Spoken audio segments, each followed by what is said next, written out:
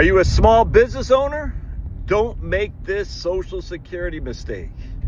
Man, so the best experience I've ever had in terms of being the financial planner extraordinaire you've come to know and expect, your old buddy Josh, is when I was a banker. So I started off as First Union as a platform rep. Did that pretty well for a couple of years. Then I got a job as a small business branch manager / small business banker. And what I had to do is you had to manage the branch, but you also had to get small business loans. And so you had a portfolio of loans that you had to grow your portfolio essentially. And a loan, believe it or not, was an asset to the bank. It was a liability to you, the borrower, but an asset to us, the lender. And so we always want to build our assets. Anyway, so I'd have to go to these businesses, knocking on, we call it cold walking, just go to any business and say, hey, I'm at whatever bank, you guys look for loans, blah, blah, blah. So I got to know a lot of business owners, small business owners throughout Harrisonburg, Virginia, and the Shenandoah Valley. And I tell you, man, and in my career as a financial planner, I've seen this as well.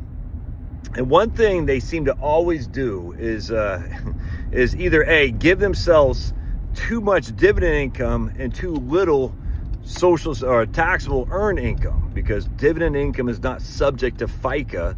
Earned income is. So they give themselves a big dividend and a little earned income. Hey, that's a big red flag to the IRS. IRS isn't stupid. They know what you're doing. But what's even worse, though, is by the time you go to Social Security to file your Social Security, I had business owners who were making bank, and then they go file for Social Security. They would hardly have any Social Security payment, and they'd get pissed. And I say, you never paid for it. You never paid into it, man. You got $2,000 a month of that because you were always shielding your income as a dividend as opposed to earned income, as opposed to wage income. And they get mad. They're like, well, this isn't fair. No, it's totally fair. You didn't pay into the system. And on top of that, you have other guys who just have these massive write-offs, so they'd shield themselves from income. And so it means they have to pay taxes, even though the write-offs, you know what I'm saying? So there's two sets of books, one for the IRS and one for your accountant. Everybody knows this. And as such, they'd be like, oh, man, I didn't make any money. I've only made $20,000. I was like, okay. And then they come to my office, want to expand their business, expand the building or something like that. I said, you don't show enough income. I can't, looking at your 1040, I can't see what your books are that your account uses. I got to see what you show from the IRS, your 1040. You're not showing enough income.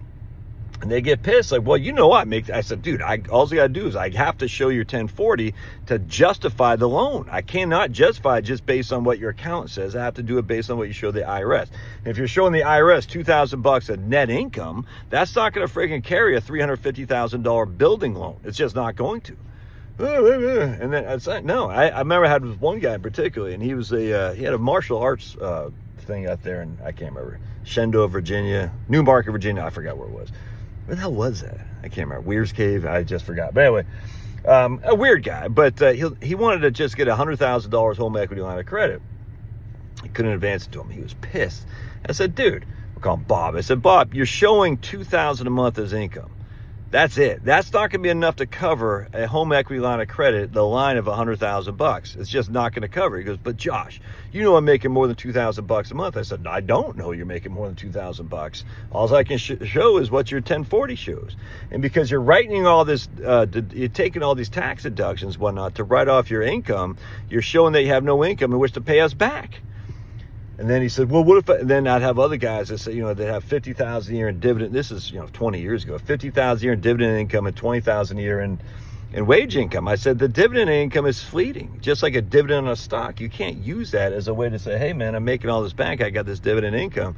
No, because it could go away, especially if it's a small business. On top of that, the auditing and all that. So don't make that mistake, man. I mean, at least if you're going to take a dividend income, look, the IRS knows what you're doing. So certainly don't do $4 of dividend income to $1 of wage income. That's just dumb. If anything, you should do 3 to 1. $3 of wage income to $1 of dividend income. Don't quote me on that because I haven't been in that business for a long time. But you certainly should not do if you have $100,000, you shouldn't put $80,000 of dividend income. That's just, you're asking for the Red Cross, the IRS to audit you. Don't do that. It's a red flag.